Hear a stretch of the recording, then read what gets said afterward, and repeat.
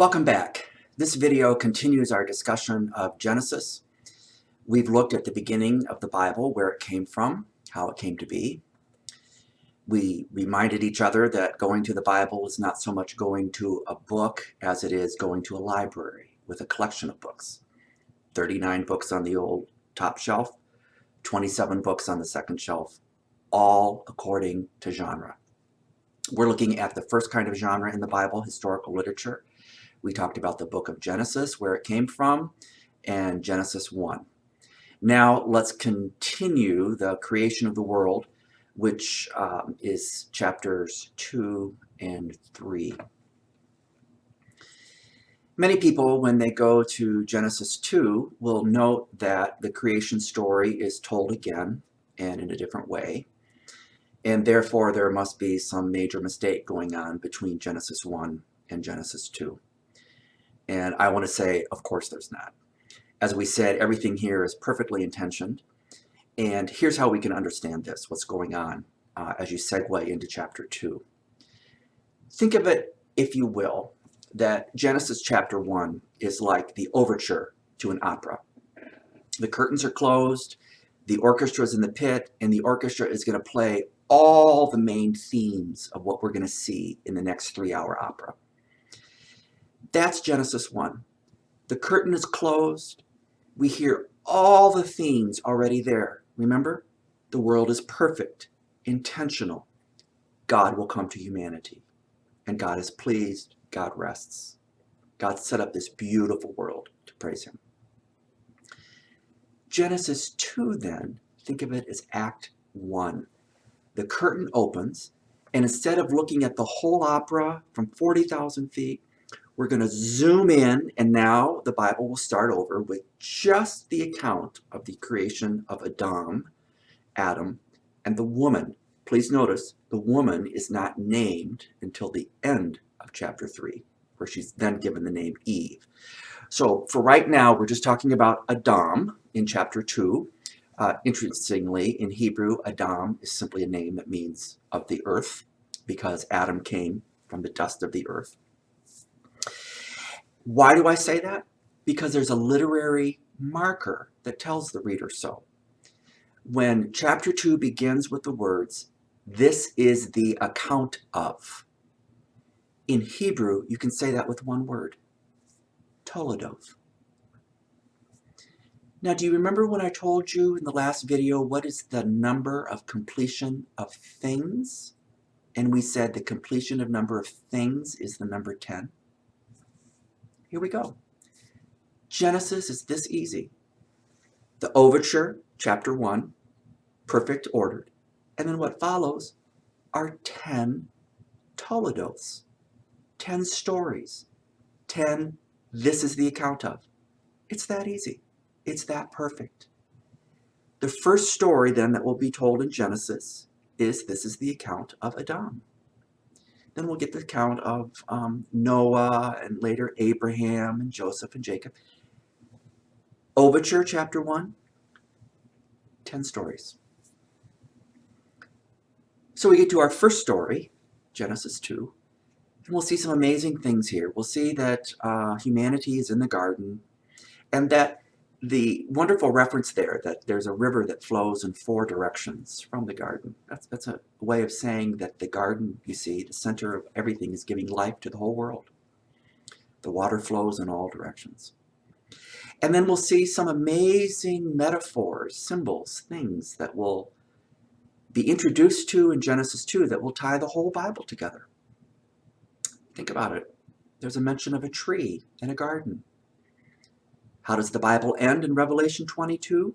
We'll get there later, but it ends with a tree and a garden. In the middle of the Bible, one of the greatest stories, the Garden of Gethsemane, with a tree in the shape of a cross. We have here in Genesis 2, you'll read the mention of those rivers. I've already mentioned it. Well, how does the Bible end? The mention of a river that flows down the great street of that city from the throne of God. In other words, at the end of the Bible, God gives water and life to the whole world, just as in Genesis 2. What's in the middle of the Bible? The River Jordan. Jesus is baptized in it. We could go on and on here about every metaphor you will read in Genesis 2 or thing will be another symbol used to tie this whole wonderful narrative of the Bible together. We could talk about clothes. After Adam and Eve, the woman, will sin, they're naked and cold, and God comes and clothes them. Well, the Bible ends in heaven. God comes to his people and gives them white robes. And in the middle of the Gospels, Luke 15, we have this great story of the prodigal son. He was lost, he's found, he comes home, and what's the first thing the father gives him? A robe. It's incredible. It's almost too good, which is why many scholars affirm the doctrine of inspiration, that this book was written over so many thousands of years, but just literarily it's just so beautiful. So all those images that you read in Genesis 2 are not only there to set up Adam and what will happen in Genesis 3, but it's really to set up the whole biblical narrative. Well, you have been reading Genesis 1 and 2, and we come in for an end to Genesis 2. Everything has been good, good, good, good, good, and now we have the first thing that was not good, and that is that Adam was alone. And so God creates a woman from the man, the woman who's yet unnamed, because it's very clear from the beginning that humanity was made to be in community with one another. We weren't made to live in isolation or alone. Well, now we get to Genesis 3, the fall. If you'll notice, all the verbs that you've read so far have pretty much been God gave, God made. And all of a sudden there are 3 staccato verbs that change the whole narrative. She saw, she took, she ate. We call that action the fall. The serpent had come to the woman and said, "Did God really say you couldn't eat of that tree, the fruit?" By the way, it wasn't an apple. It's not the Hebrew word there. Most likely it's a pomegranate. Did you eat the fruit? So we just call it a fruit. Did you eat of that fruit?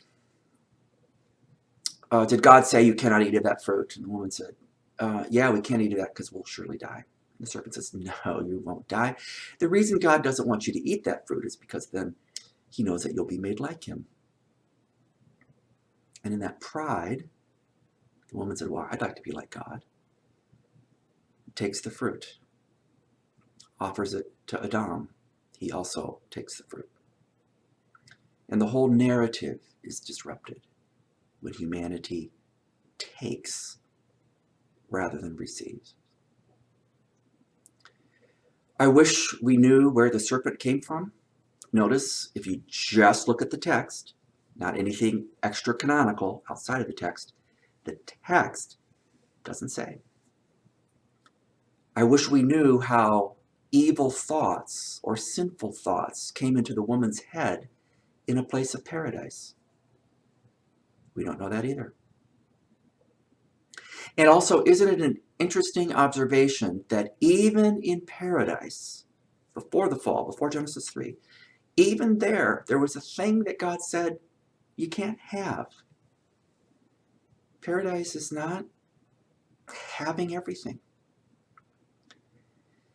Because what the ancients were trying to say there is that if you were in a place where you had everything, then you wouldn't need God. And if you were in a place where you didn't need God, then that couldn't be paradise. So the Garden of Eden is set up such that it's not have whatever you want as paradise. It's paradise. It's a place with boundaries, which leads to freedom. When humanity violates that, it all crumbles apart. But God, as he came to humanity in the beginning, comes back to humanity a second time to fix it.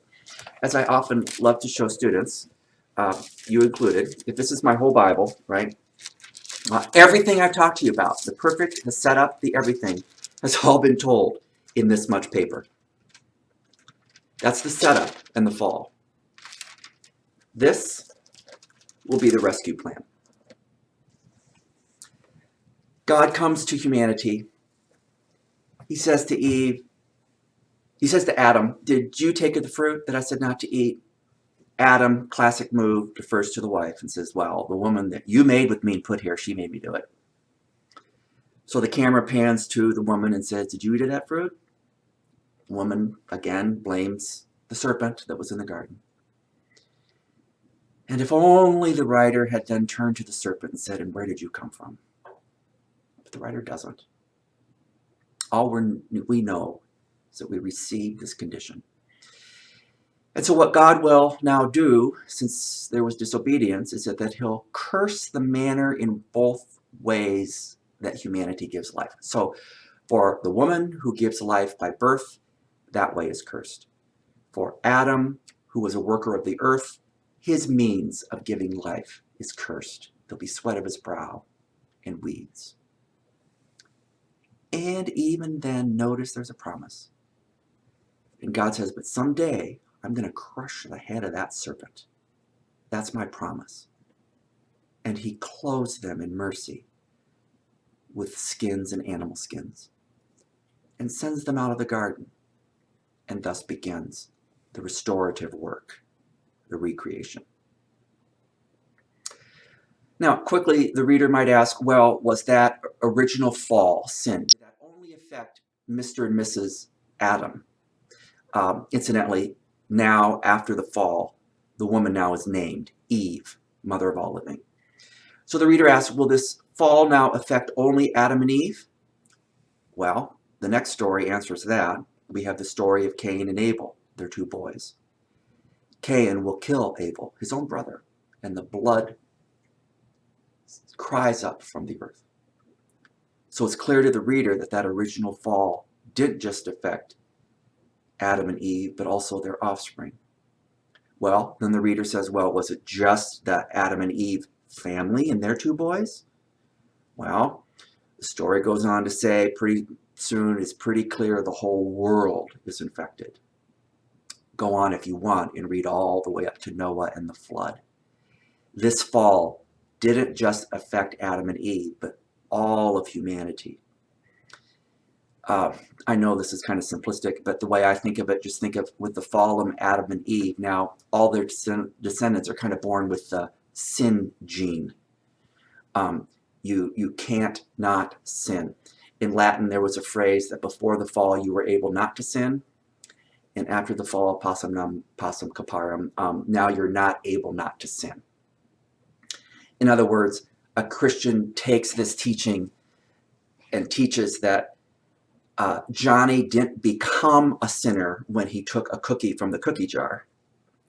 No, because of the fall of Adam and Eve, we say Johnny took a cookie from the cookie jar because he was a sinner. That will be our condition all the way up to the second Adam, Jesus Christ, who will be introduced in the New Testament. But for today, we have to stop here. This literature is so rich. We could do a whole semester just on this, but we have to stop because this is just an intro. But today, what we learned was all the metaphors, signs, things that we're be introduced to in chapter 2 will now serve to tie the whole Bible together in one grand narrative. Things, remember? Mountains, rivers, trees, clothes. We learned the word toledos, which is one Hebrew word that has to be translated in many English words. This is the account of. And in Genesis, there are an exact 10 toledos, because 10 is the number of completion. The first story is the story of Adam and the woman. We saw that the first thing that wasn't good is that man was alone. We saw in chapter 3 that this beautiful narrative was disrupted with 3 staccato verbs. She saw, she took, she ate. And the whole narrative changed when humanity stopped receiving and instead took. The means of giving life for both the man and the woman are cursed. The woman is now named Eve, and we go on from chapter 3 to see that this sin gene affected not only the Adam and Eve family, but the whole world, until God literally will wipe it clean with the story of Noah. Where are we going to go next? We will stop one more place in Genesis. We just must. And if I told you, remember that there are 10 toledos, and we talked about chiasm, which is a Hebrew way of saying kind of the middle is the message. Well, if I have 10 toledos, then the middle toledoth could be maybe the main story. That's where we're going. The main story next, the toledoth of a man with 3 names: Av, Ab, Abraham. Abraham. We'll go to that toledoth next, and then we'll have to leave Genesis and move on to the next biblical book.